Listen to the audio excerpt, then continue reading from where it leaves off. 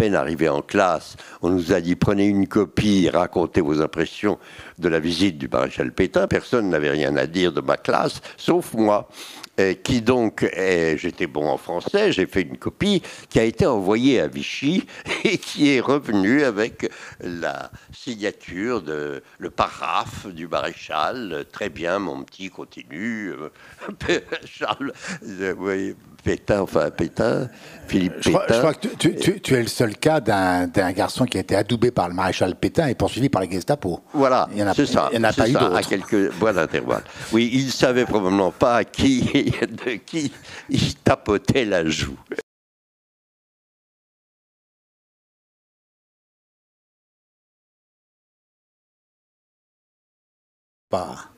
Rien ne sera enregistré. De vous voir.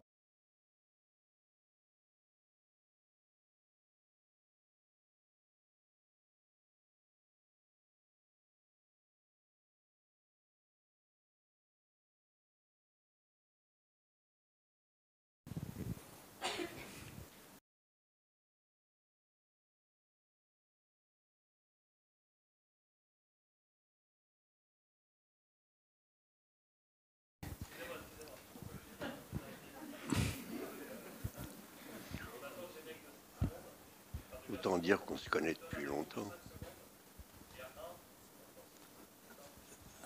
C'est plus simple à la radio. Hein.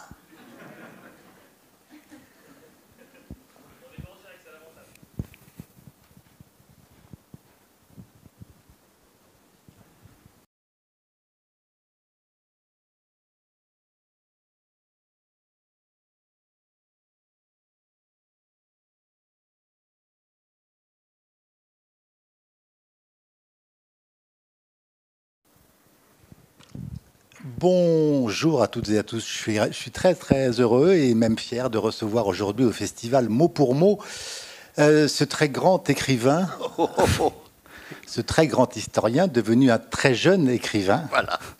Qui est Pierre Nora et qui vient de publier Jeunesse chez Gallimard. J'ai évidemment plein de questions à lui poser,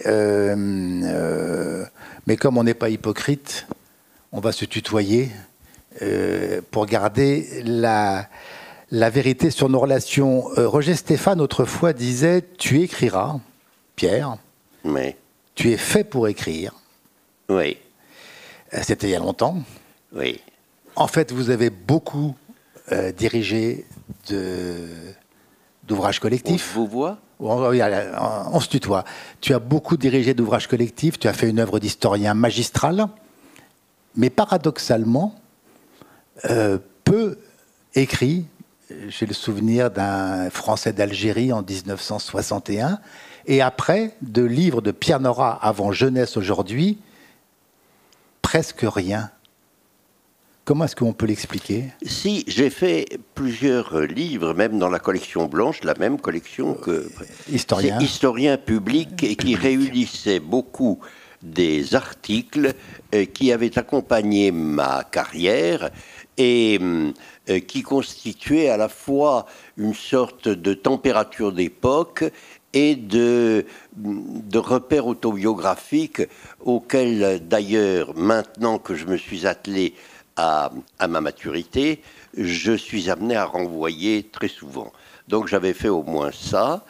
Et en effet, Jeunesse est un livre que comment dire, tout le monde m'avait souvent dit que je devrais écrire mes mémoires. Je crois, toi, le premier qui m'y avait encouragé. Et puis, j'avais reculé. Pourquoi ? Eh bien, d'abord parce que le métier d'éditeur et de professeur que j'ai exercé pendant toute ma vie me prenait énormément. Le métier de rien que de diriger une revue comme Le Débat et occupait son homme. Et il a fallu évidemment que le débat s'arrête ou que j'arrête le débat. On en parlera tout à l'heure. Pour que, et je me suis posé ça a été un grand cas de conscience, pour que je me lance avec le confinement très tard dans cette biographie. Et évidemment, j'ai commencé par mes souvenirs de jeunesse. Voilà, c'est tout. Et puis tout d'un coup, le livre a pris une sorte de vie organique autour de ce thème de la jeunesse. Mais est-ce qu'on a le droit de penser que ce sont des arguments un tout petit peu fallacieux dans la mesure où, évidemment, beaucoup de travail, beaucoup de collections, beaucoup d'auteurs publiés par Pierre Nora, une revue, des cours donnés dans différents endroits. Mais quand on a besoin d'écrire, je rappelle que dans Jeunesse, il y a des pages très émouvantes sur les relations du tout jeune Pierre Nora, alors cagneux, avec René Char. C'est-à-dire qu'on avait le sentiment que l'avenir de Pierre Nora serait plus du côté de la poésie, de la littérature pure, que de l'histoire, dont je rappelle que tu es agrégé, avec tous les titres qui vont avec. Est-ce que ces arguments-là, c'est-à-dire le travail, le surtravail, suffisent à expliquer pourquoi tu as mis de côté si longtemps j'étais la très littérature? embarrassé pour le faire, parce qu'en fait, chacun des chapitres, pour ceux qui ont lu Jeunesse ou le liront, aurait pu faire un livre. Et donc, je ne savais pas très bien comment m'y prendre. En plus du fait que je ne pensais pas m'arrêter à ma jeunesse, mais courir plus loin, et que j'étais un peu embarrassé pour savoir comment m'y prendre. Et encore une fois, il a fallu peut-être l'âge, le dernier moment, pour que je me lance un peu à la hâte, à la hussarde, en me disant que je n'avais pas en plus, je n'avais pas de documents, j'étais en dehors de Paris, et donc je n'avais plus les lettres, les documents, les lettres d'auteur, enfin, qui m'auraient permis de me lancer. Et du coup, j'ai fait confiance à ma mémoire et je suis allé, comme je le dis dans la dernière phrase, au plus pressé et au moins connu. Tu aurais pu faire confiance également, puisque c'est un cas unique dans l'édition, à un livre paru il y a quelques années qui fait 600 pages, qui est le livre de François Doss, consacré à Pierre Nora, Homo Historicus. Je ne l'ai pas vraiment lu, pour tout dire. Tu n'as pas lu la biographie à toi consacrée de 600 pages de François Doss? Non, pas vraiment. Enfin, moi, je l'ai lu. Oui, je sais, tu en as même fait un très beau compte-rendu à l'époque dans l'Observateur. Mais ce que je veux dire, c'est que tu es un cas unique d'autobiographe cédant à son histoire, à ses souvenirs, après qu'un gros livre et qu'un biographe a consacré, encore une fois... Oui, mais c'est pas du tout la même chose. Non, bien sûr, bien sûr. Non, mais je veux dire que quand tu disais que tu cherchais des documents et que tu étais... lui, il les a eus. Là, il y avait des archives inouïes. Hein, lui, il les a eus parce que je lui ai ouvert mes archives. Je n'ai eu que de très courts entretien est purement factuel, c'est-à-dire quand est-ce que vous avez connu Marcel Gauchet, j'ai plusieurs versions, à quel moment avez-vous fait ceci, cela, c'était pas grand-chose et j'ai pas voulu m'en occuper. J'ai à lui de faire et il l'a fait à sa manière, c'est-à-dire systématiquement à partir de mes archives que je lui ai ouvertes et du coup il a pris au sérieux par exemple des notes que je faisais pour Claude Gallimard pour le persuader de prendre un livre comme si je pensais vraiment ce que j'étais en train d'écrire, tu vois, mais il a fait, je me rends compte plutôt maintenant où je me mets à l'époque qu'il lui décrit vraiment. Parce qu'il, sur la jeunesse, il est en fait très court.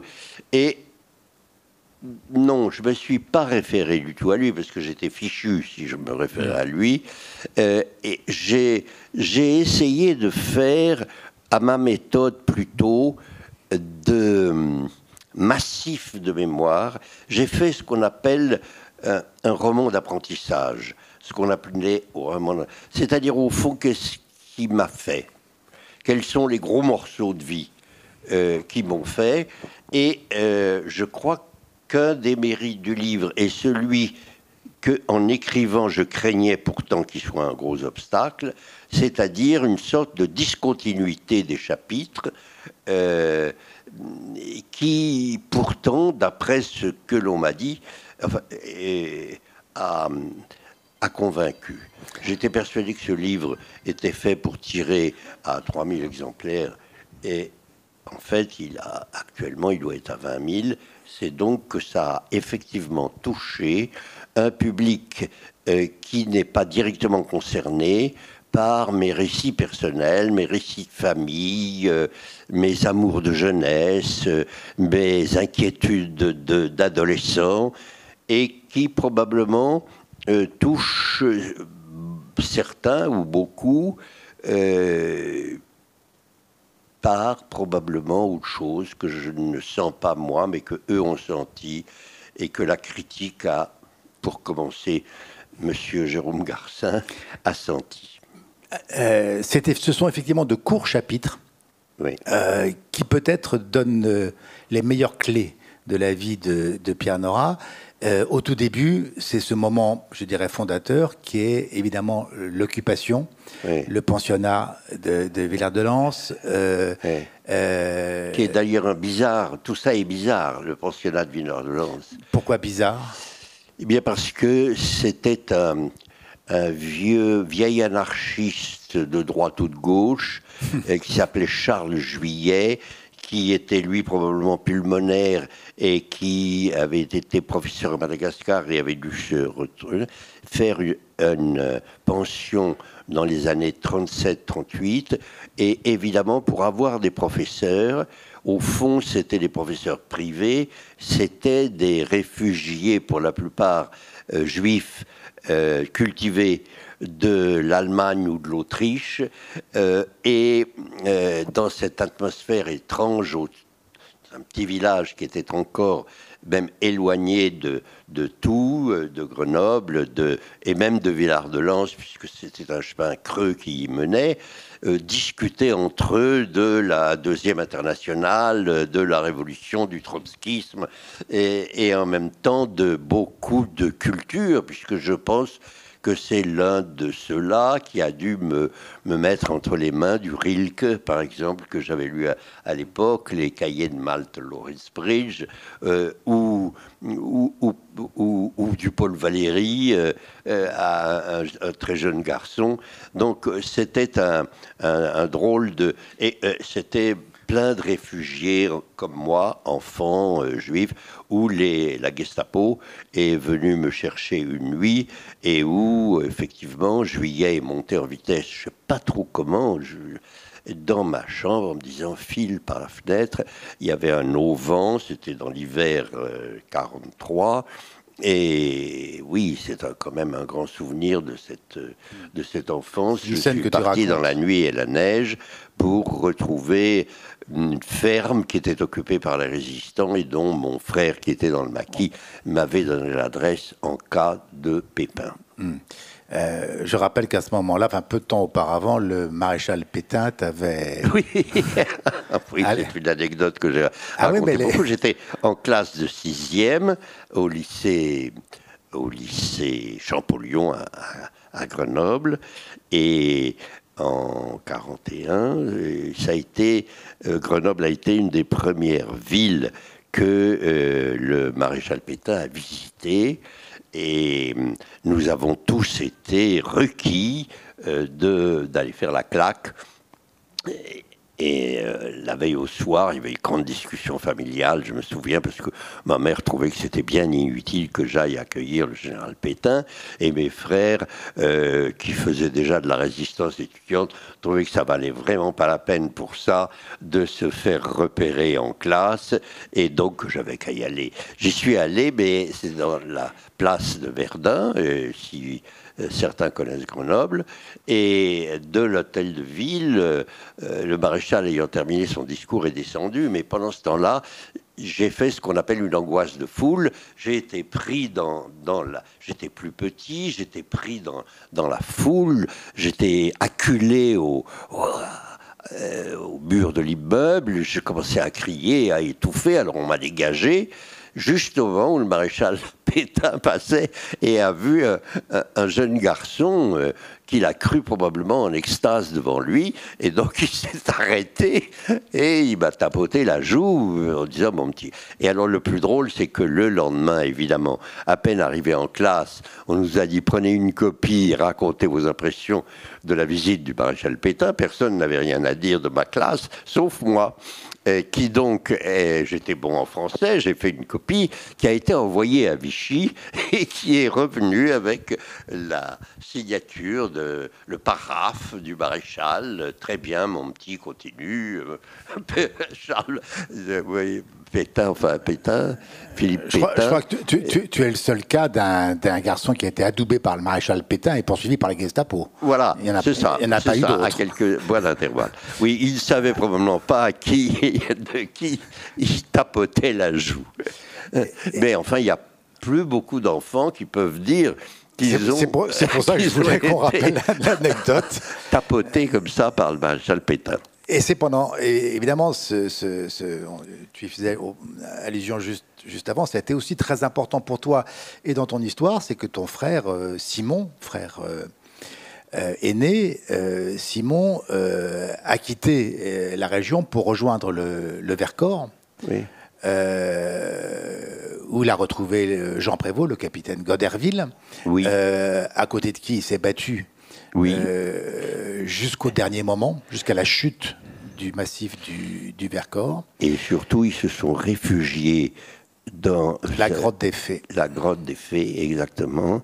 Et c'est là que Goderville a dit à mon frère qu'il était Jean Prévost, parce que les autres ne le connaissaient pas comme écrivain. Lui-même, Simon, ne le savait pas, mais il a vu un livre de Stendhal dans le sac de Goderville. Il s'est douté que c'était pas n'importe qui ou n'importe quoi.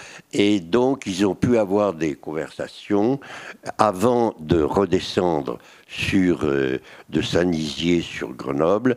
Et mon frère, le matin de la descente, a dit qu'il fallait aller voir à Béaudre, un petit village où en était sa famille, et que s'il n'était pas revenu le soir, qu'ils descendent sans lui. C'est ce qu'ils ont fait. Et là, ils ont tous été pris et fusillés. Et Simon Nora a gardé longtemps cette presque culpabilité d'être parti la veille et d'avoir appris ensuite que son chef avait été tué. Évidemment. Le paradoxe pour le petit Pierre Nora, et ça s'est bien montré dans Genèse, c'est qu'il y a ce frère qui se bat dans le Vercors avec les résistants du massif, et pendant ce temps-là, le père chirurgien de la fratrie Nora se trouve à Paris, à l'hôpital Rothschild. C'est pas qu'il se trouve, c'est qu'il a choisi. Il a choisi d'y être.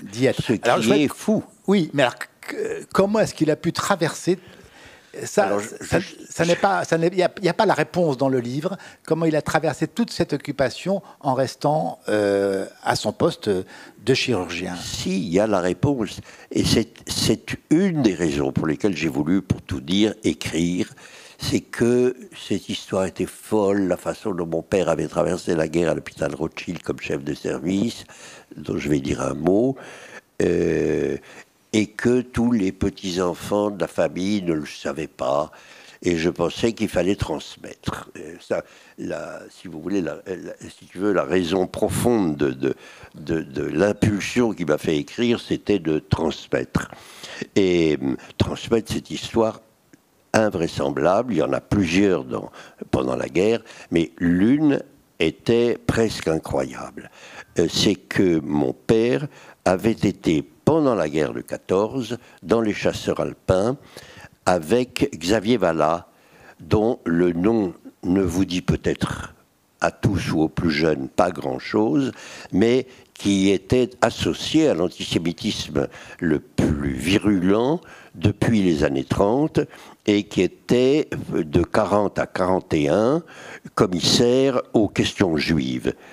Et mon père, pendant la guerre de 14-18, avait sauvé Xavier Vallat parce qu'il était hors des lignes. Et il est allé le chercher avec une civière dans la boue, dans la pluie, et l'a ramené dans les lignes, et dans les lignes l'a ramené jusqu'au poste d'infirmier d'où il a pu être soigné et plus tard sauvé. Et donc, il y a eu une amitié forte.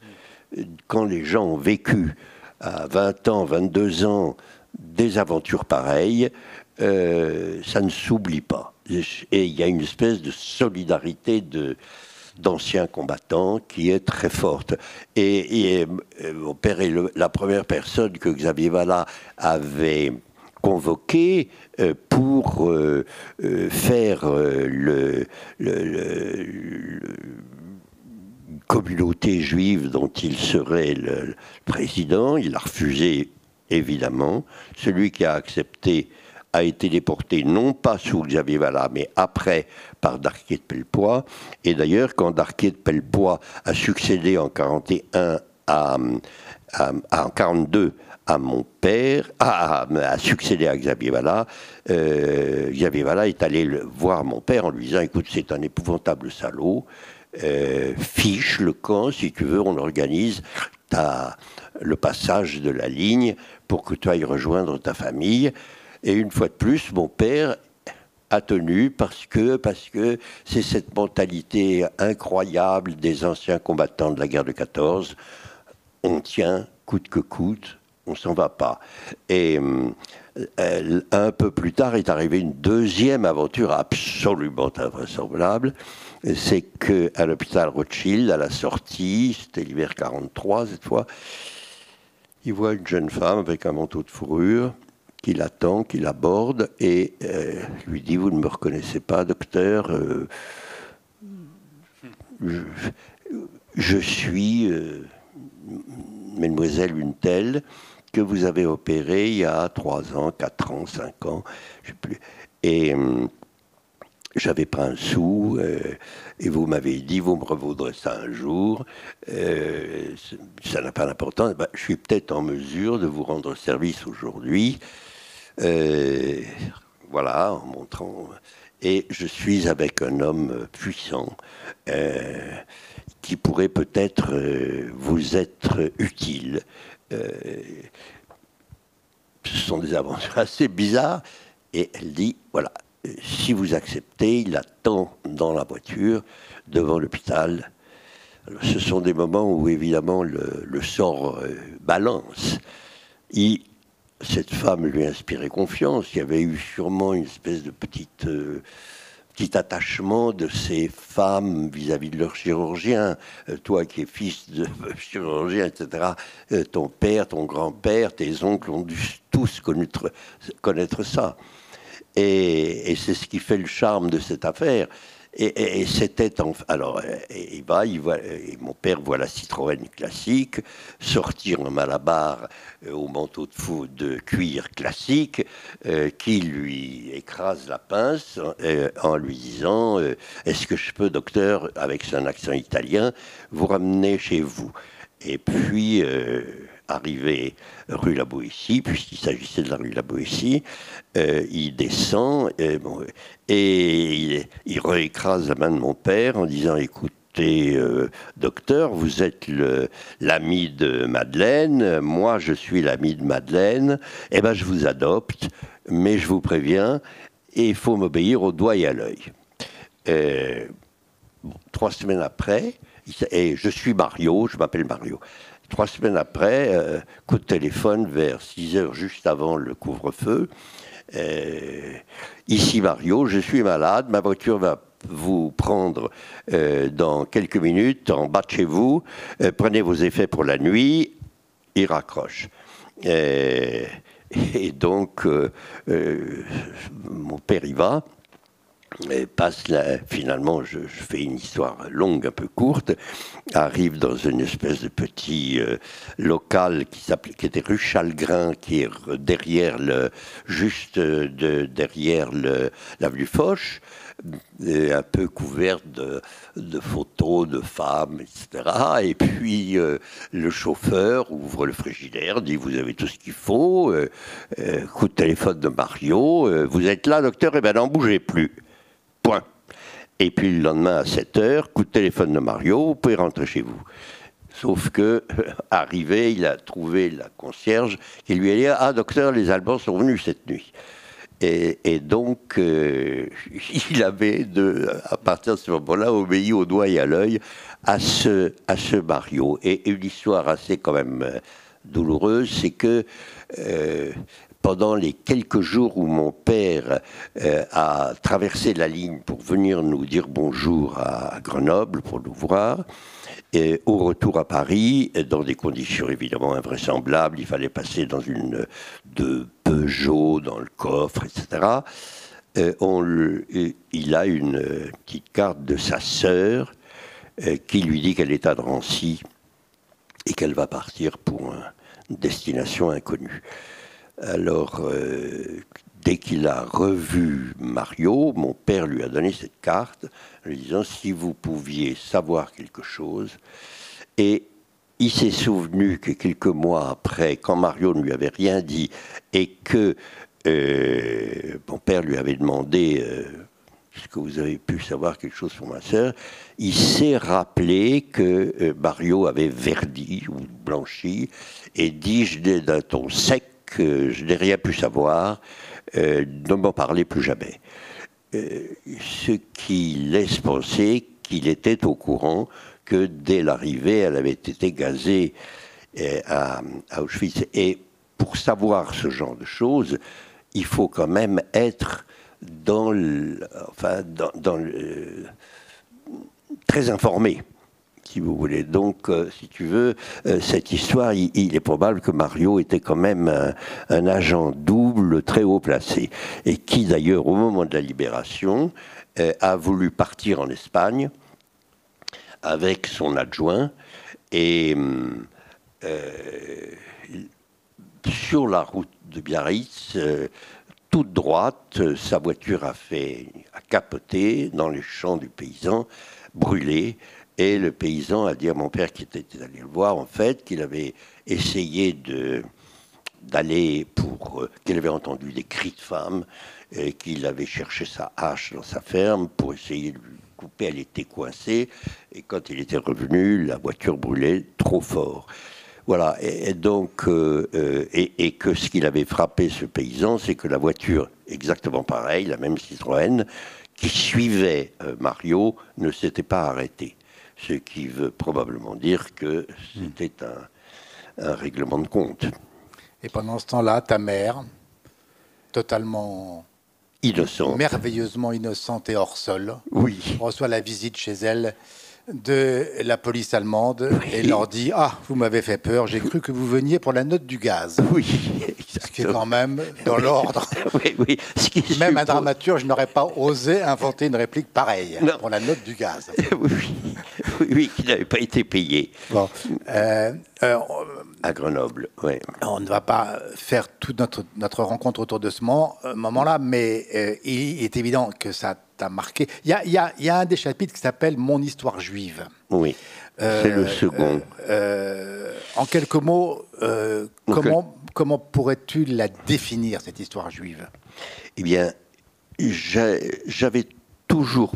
Je me suis tu sur cette question toute ma vie, non pas je l'ai caché, je veux dire, mais j'ai toujours pensé que je devais laisser quelque chose à mon fils, qui n'est pas de mère juive et qui ne se sent pas juif du tout, une explication,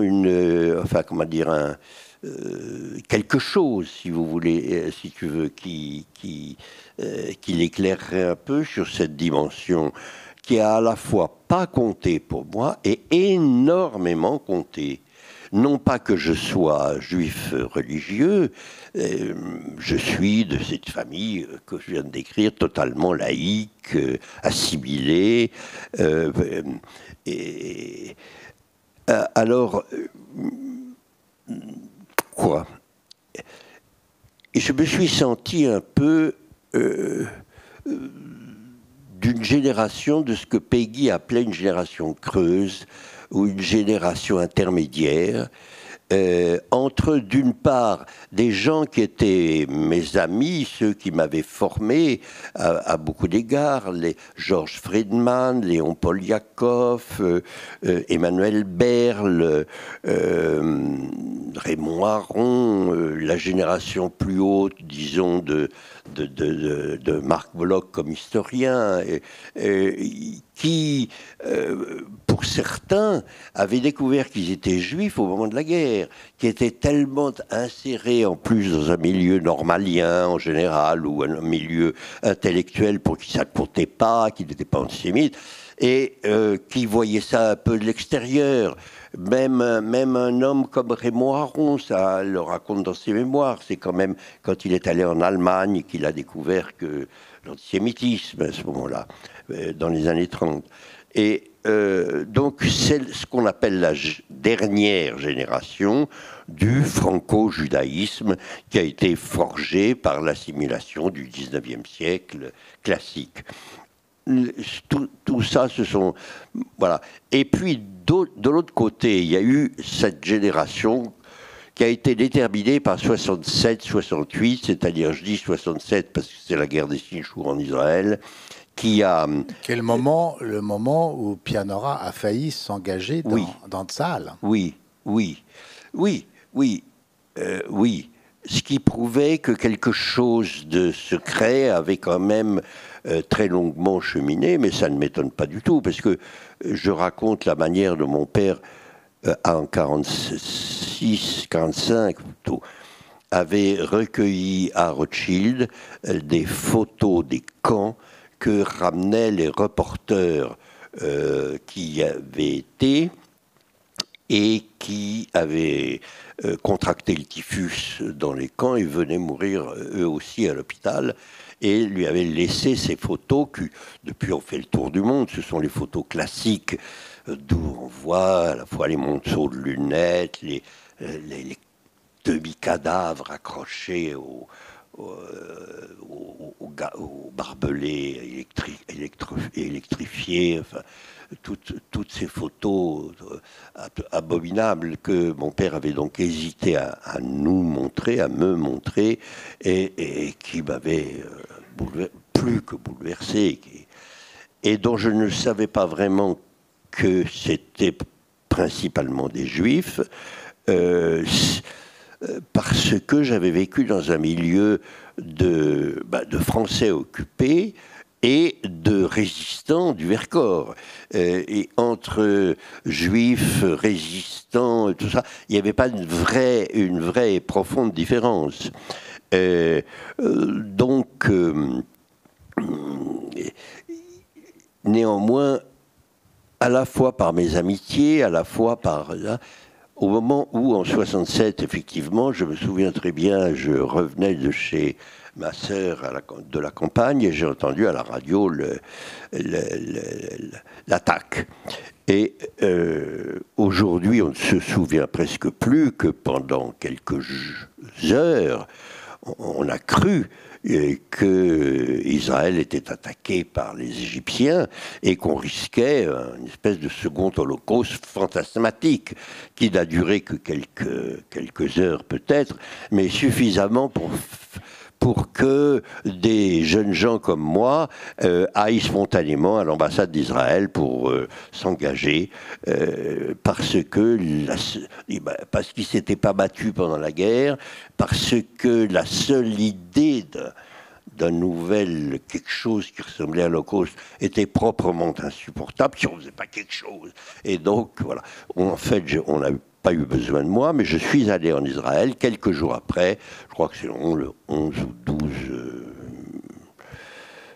mai, avec mon ami François Furet, qui devait devenir, ou qui était déjà mon beau-frère, et Daniel Defer, qui était le copain et le compagnon de Michel Foucault.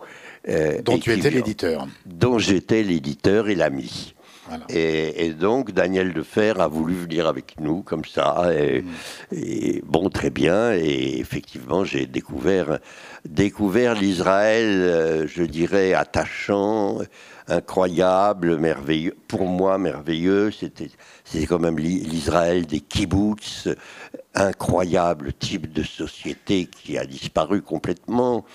Un pays, c'est ce qui m'avait frappé immédiatement, où il n'y avait pas de rapport de domination les uns sur les autres, où il n'y avait pas de rapport de classe, parce qu'il pouvait y avoir des gens qui avaient été professeurs en Allemagne ou sortis des camps et qui se retrouvaient balayeurs ou chauffeurs de taxi et ne s'en sentaient pas humiliés, si vous voulez, qui vous parlaient comme ça d'homme. C'était absolument incroyable. Et puis le fait que tout le monde soit juif, qui m'avait tellement frappé, c'est-à-dire que la postière, la prostituée du coin, tout ça était juif.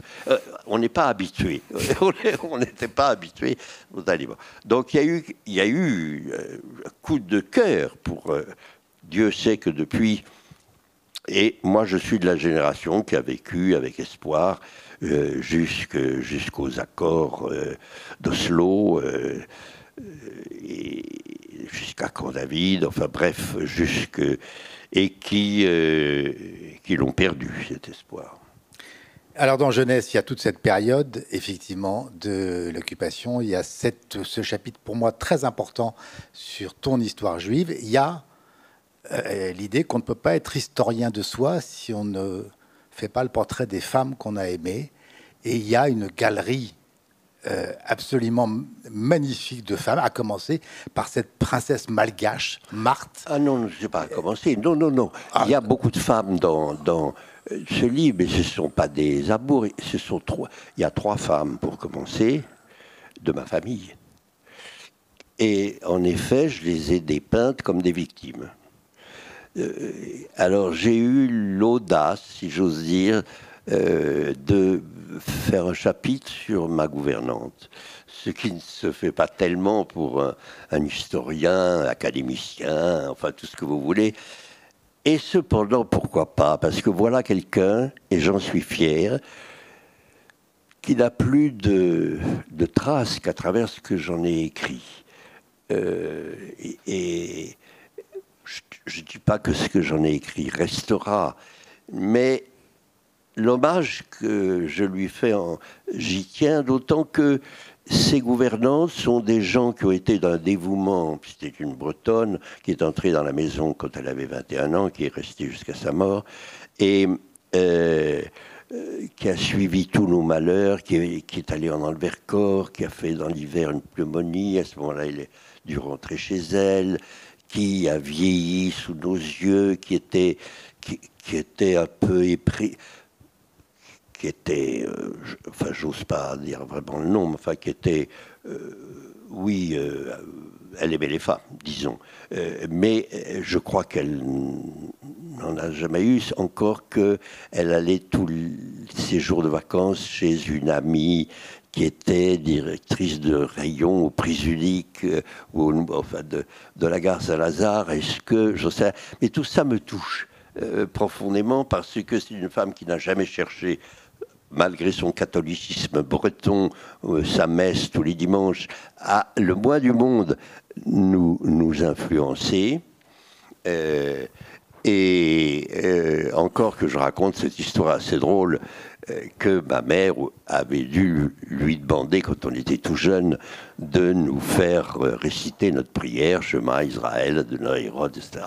Et que, en toute bonne foi, pour trouver ça un peu plus expéditif, elle nous le faisait réciter sur le pot. Et donc, c'était même un réflexe conditionné, si j'ose dire. Chemin Israël, ça. Et un jour, mon père est entré au moment fatidique et nous a demandé ce qu'on racontait là. On ne savait pas ce que ça voulait dire. Il a été absolument furieux et il a demandé que cette comédie cesse immédiatement. Et donc c'est une famille, vous voyez, où le truc... Ma mère avait ce qu'on appelle des messousseuses, enfin je m'en suis même pas aperçu pendant très longtemps, des messousseuses, c'est-à-dire des petites tables de la loi aux portes. Ça se fait dans les maisons juives. Mon père, pas du tout. Et ma mère allait évidemment au temple au moment des anniversaires de mort de ses parents. Et on fêtait vaguement les fêtes juives à la maison qui m'ont pas beaucoup frappé. Au point que quand j'ai dû faire ma bar mitzvah, on revenait du Vercors et que j'ai déclaré à mon père qu'il n'était pas question que je me livre à cette comédie. Je le regrette aujourd'hui, parce que pour mes parents, ça aurait été quand même formidable, si vous voulez, si tu veux, que le petit dernier, ça supposait une sorte de victoire de la vie sur le sort. Mais il m'a envoyé voir le grand rabbin de Paris, et je garde le souvenir, qui était Jacob Kaplan, pas n'importe qui, mais ça ne m'a pas du tout convaincu. Alors voilà pour ce qui est de ma gouvernante. Ma sœur, j'ose à peine en parler, elle a une vie tragique. Ma mère, au fond, a été une femme remarquable, grâce à qui on a tenu pendant la guerre, mais qui a été complètement écrabouillée par la personnalité de son mari. Alors, je raconte ces femmes. Et comment, dans un roman d'apprentissage, ne pas parler de son éducation sentimentale? J'ai cru que tu avais esquivé ma question, mais en fait, tu reviens aux femmes, quand même, qui ont une place très importante dans ce livre. Oui. Alors je sais que le temps nous est un peu compté, mais on ne peut pas raconter l'histoire incroyable de Marthe, qui est digne, cette histoire, du diable au corps. Hein, c'est le diable au corps. C'est du Radiguet. Oui.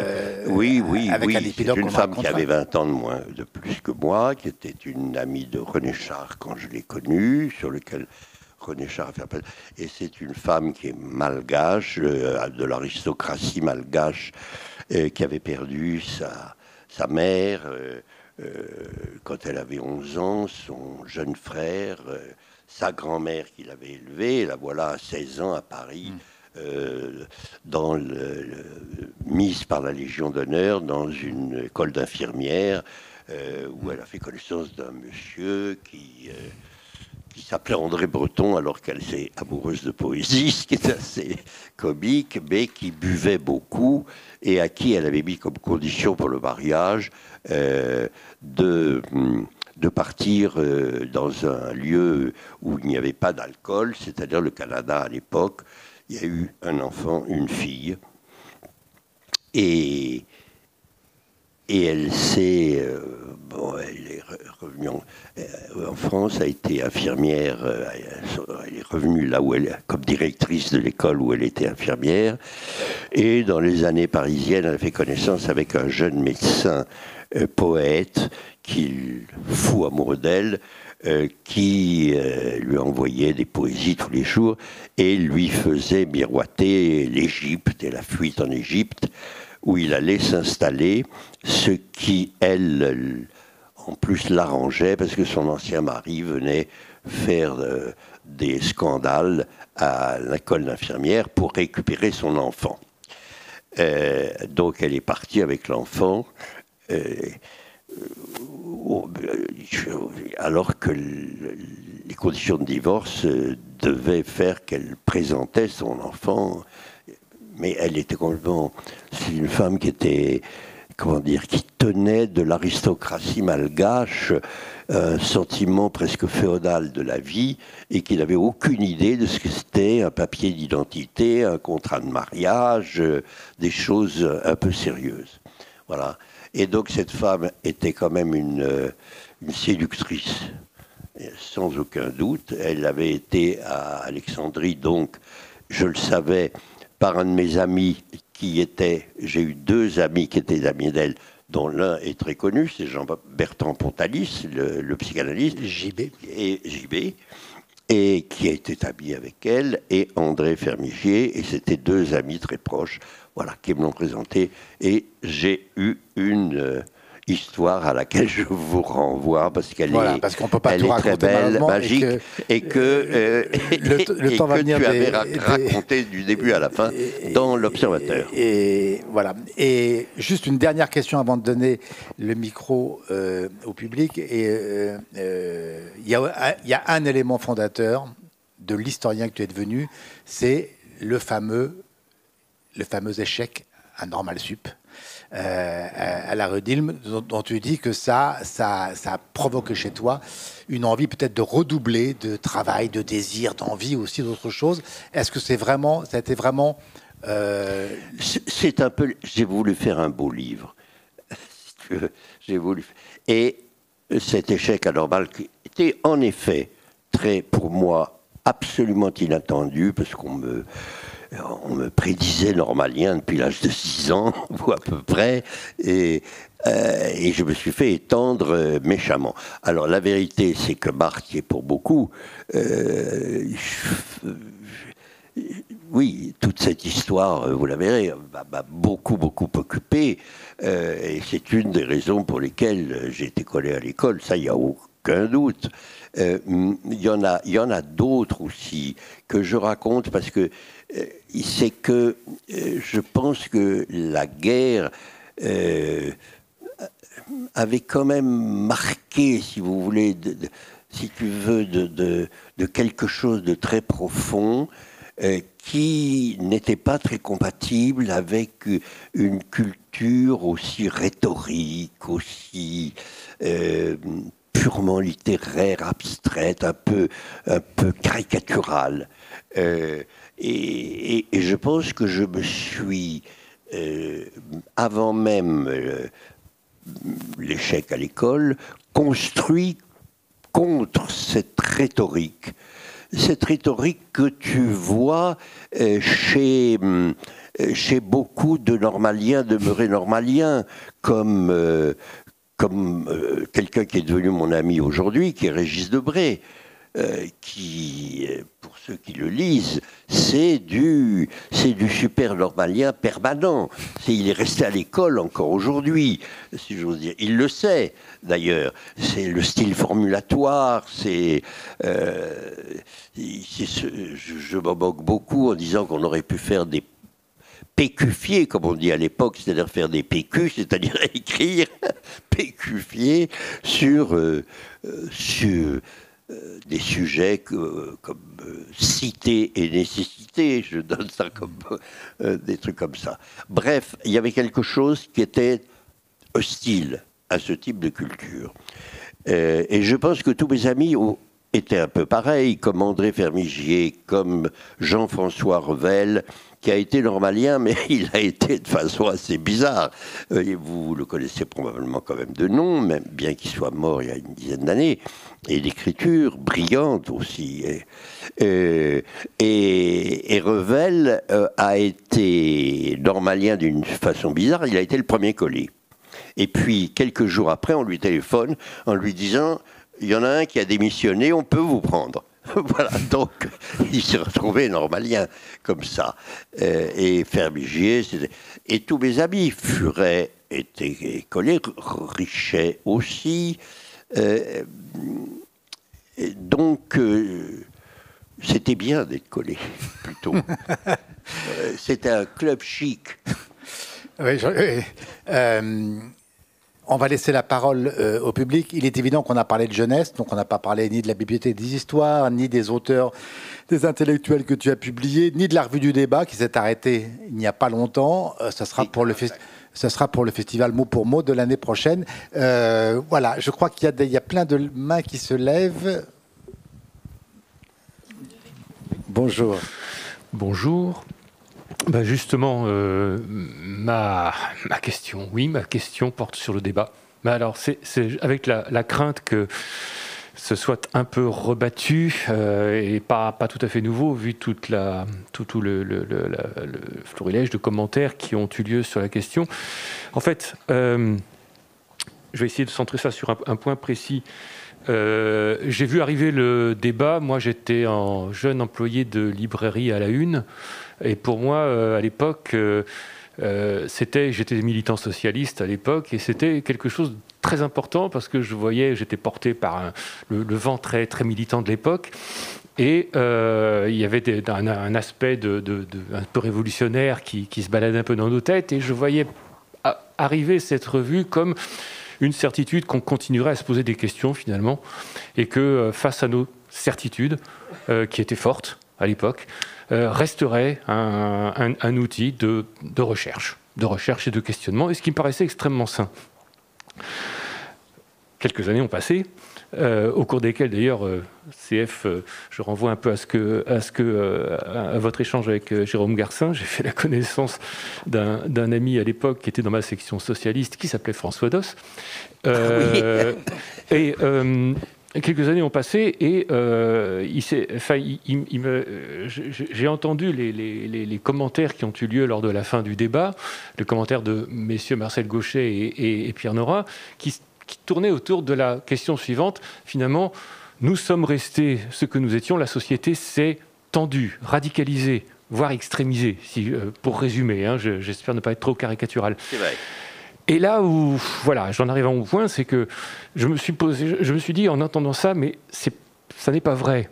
C'est bizarre, hein, mais ça n'est pas vrai. Je ne ressentais pas, je n'ai plus trop, en tout cas, toutes les certitudes que j'avais à l'époque. J'en garde quelques-unes, solidement ancrées en moi. Mais il m'a semblé quand même, j'ai déménagé à l'époque, je suis arrivé dans une cité qui s'appelle Sevran, en Seine-Saint-Denis, et je me suis dit que ma vision du monde ne pouvait pas rester la même. Finalement, on était à l'époque où le débat est arrivé, dans une époque de début de mondialisation capitaliste, appelons ça néolibérale pour être plus propre, et que franchement, quand on arrivait dans la ville où je suis arrivé, on s'apercevait que finalement, le processus était en voie d'achèvement, quasiment. Elle avait gagné, cette mondialisation néolibérale. Les rapports de force qui existaient au moment où le débat est arrivé entre socialisme et capitalisme avaient été profondément modifiés, profondément bouleversés, et que franchement, le camp néolibéral avait carrément gagné. Quand on arrivait dans cette cité, on se disait...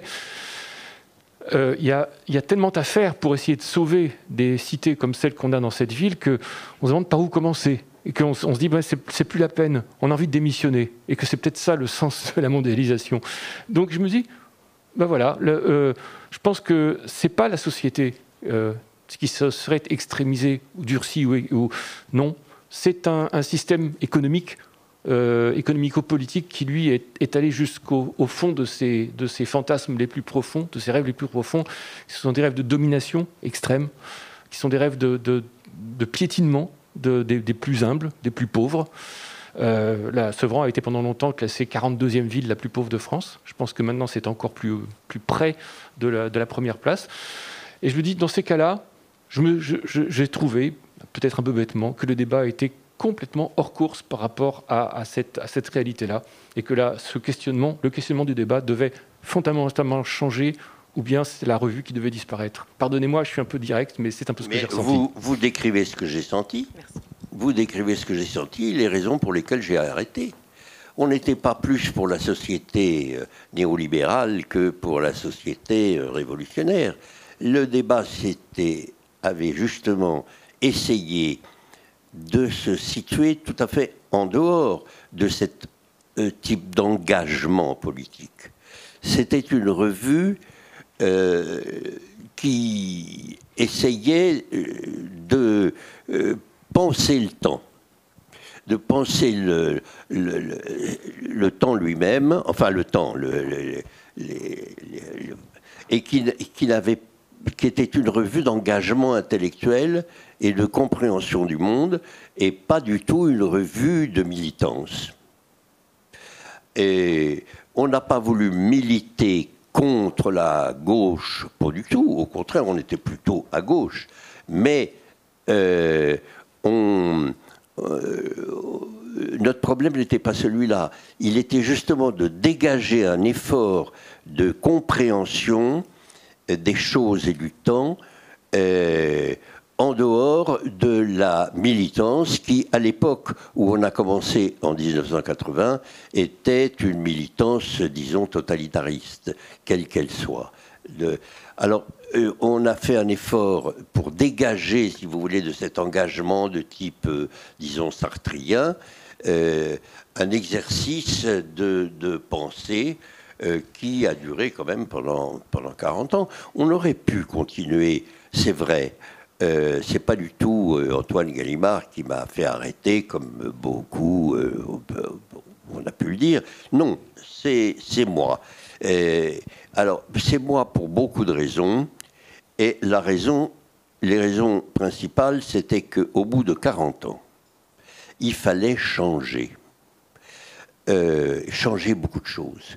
Or, la revue n'avait absolument pas changé, ni de présentation, les articles étaient très longs, on était, Marcel Gauchet et moi, en tête-à-tête, avec la présence et l'assistance de Christophe Popian, mais on n'avait pas fait des disciples beaucoup, on avait plus de lecteurs que la plupart des revues françaises, c'est vrai, mais ça ne grandissait pas beaucoup. On est toujours resté à entre 3 et 4 000 abonnés, 3 000 abonnés. C'était pas énorme, on a eu très vite en 80 3 000 et ça n'avait pas beaucoup bougé, ce qui n'est pas tout à fait normal dans une société qui avait vu le nombre d'étudiants multiplié par 3 ou 4. Alors, on a fondé cette revue en 80 du siècle dernier. C'est une date où on a pressenti un tournant profond de la société et de l'esprit public. En quoi?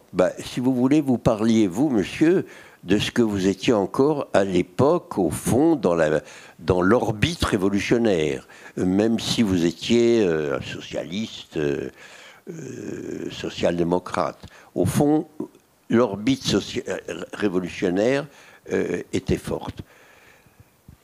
Pour moi, il y a eu révolution,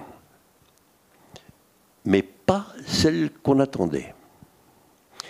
C'est une révolution générale. Si vous voulez bien dire que pendant ces années, à partir des années 80, c'est le début d'un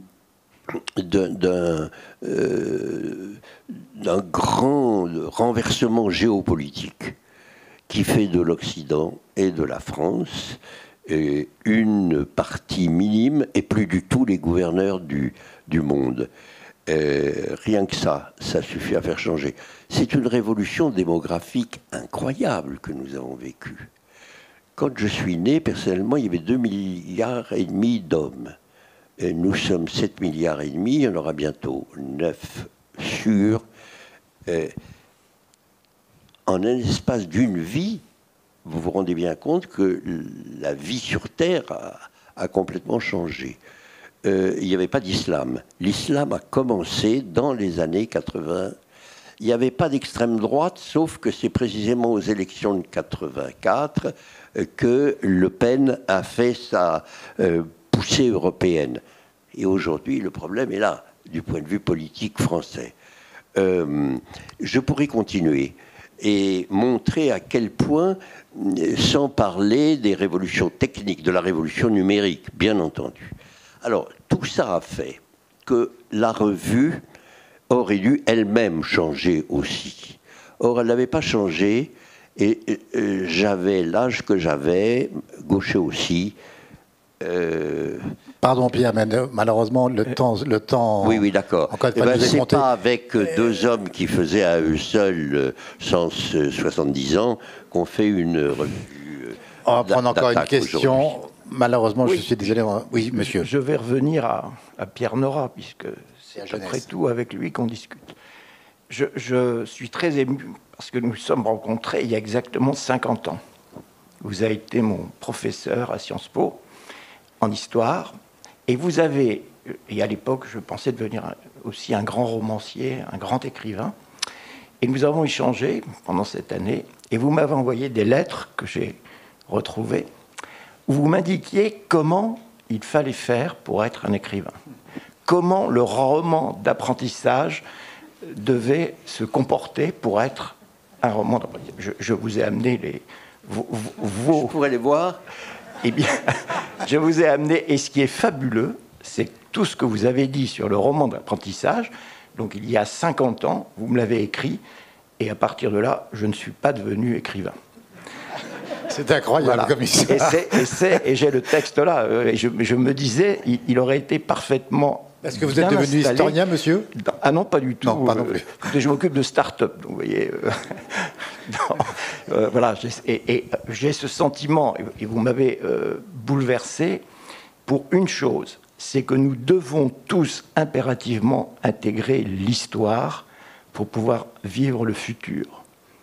Bien sûr, tous les noms dont vous avez parlé me parlent, et quand je suis avec des start-upers de 25 ans et que je leur dis on va envoyer un telex, et qu'ils se demandent si c'est le nom d'un grec ou le nom d'un... On a le sentiment, je pense qu'une des raisons pour lesquelles le sentiment que vous avez de véritable révolution, c'est qu'on n'a plus de lien avec l'histoire. Et la première chose que je leur dis quand je m'occupe d'une nouvelle start-up, c'est lire Proust et Marguerite Yourcenar. Inutile de vous dire que je n'ai pas des résultats extraordinaires. Vous m'ajouterez. Oui, voilà. Et ce qui est extraordinaire, alors je n'osais pas lire votre texte là, ici, mais je vais vous le donner, de ce que vous m'avez écrit. Ah, mais... Ça me concernait, mais en fait, j'ai constaté que ce que vous n'avez pas fait jusque-là, c'est précisément pour les raisons que vous m'indiquez, et moi-même, j'ai renoncé. Voilà, donc je suis absolument ravi de vous retrouver. J'imagine que vous ne vous souvenez plus de moi, mais j'avais eu d'excellentes notes grâce à vous. Voilà. Et vous me direz votre nom en privé. Oui. Je vais vous le dire tout de suite après. En tout cas, merci parce que c'est très. Voilà. Écoutez, c'est presque une conclusion idéale pour notre rencontre. Merci Pierre Nora, et lisez Jeunesse pour la retrouver. Voilà, merci beaucoup Pierre Nora. Merci Jérôme, et merci tout le monde, et merci monsieur.